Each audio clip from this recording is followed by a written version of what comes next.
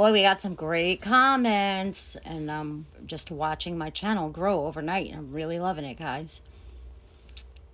All right, I'm going to tell you how I.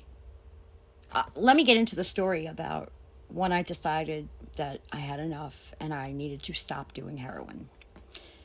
I was a freaking junkie. Never thought I would be a junkie. Swore I wouldn't. Because you see, when I was 12 years old, my mother came to me and told me, "Your dad is not really your dad." She meant my stepfather. That day, I started fantasizing about what my real dad was like. And I pictured him to be a businessman in a suit. I remember driving around in the car with my mom and glancing over at people next to me, thinking, could that be him? Well, when I finally met him, no, it was the total opposite. He was a junkie, plain and simple. But he was my dad, and I wanted to give him a chance, and I did. I was 12. My mom married him. That lasted only 6 weeks. We went camping. We were living in Florida, and I remember going to run into the camper for something, and I saw a needle on the floor.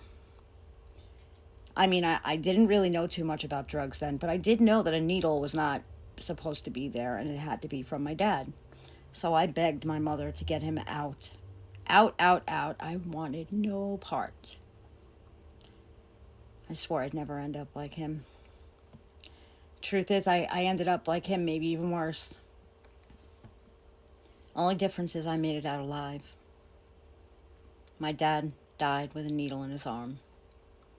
He was in his apartment in Vegas, 80 degrees, no air conditioner on, and he was there for 4 days.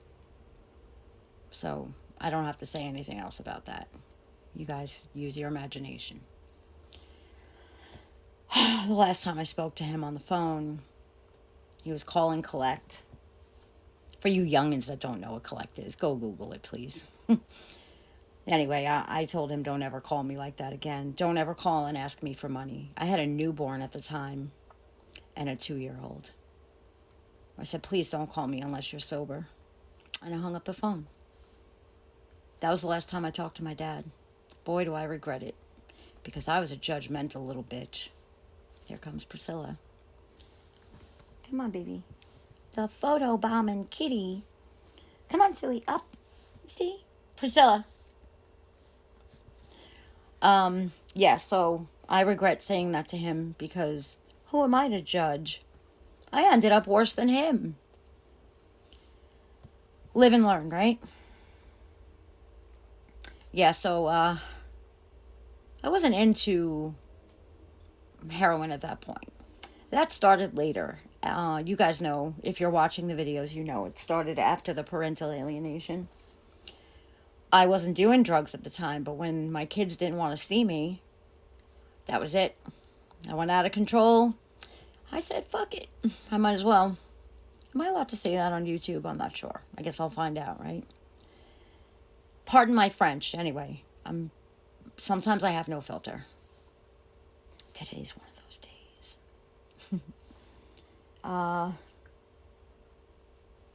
Yeah. So I'm trying to think what year. I believe it was like 2011 I started getting into it heavy. Matter of fact, we started doing fentanyl patches, chewing on them like gum. That was the absolute worst withdrawal I ever went through in my life. Way worse than dope. I'll never do that again. And I really mean that. I will never, ever, ever do that again. I learned my lesson. I learned a very good lesson. So yeah, heroin. Years and years and years, and I thought nobody knew, and I was a functioning addict, so I thought that was okay. I had my own cleaning business. I had money in my pocket. My bills were all paid. I had extra money. I was supporting my family. I did everything. But after work, I had another job, a second job. My second job was to go find that shit And man, that took hours and hours sometimes. And let me tell you, the abuse that I put up with, the disrespect from those people who were giving it to me, not giving it to me, but selling it to me. The disrespect was ridiculous. And I allowed that. That's how important that drug was to me. I let people talk to me like I was dirt. Maybe because inside I felt like I was dirt. I remember one day in particular, I had just got a brand new Dyson. Ladies, you know how expensive those are. Now you can keep it regular size, big for the house. I was cleaning out my Jeep, so I had a smaller size at the time. Here comes the man, pulls up after telling me, go sit here for 5 minutes, make a right, get to the stop sign, scratch your ass, you know what I mean? All these crazy directions, and then called me stupid.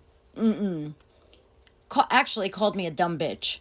And that triggered me because my second husband used to love saying that. And I'm not a dumb bitch. I'm far from it. Maybe I'm ignorant at times, or maybe a little naive or in denial, but I'm not dumb. I broke my vacuum. I smashed it all over his car. I was so angry. I told him, don't you ever talk to me like that again. I'm not some piece of crap on the corner, okay?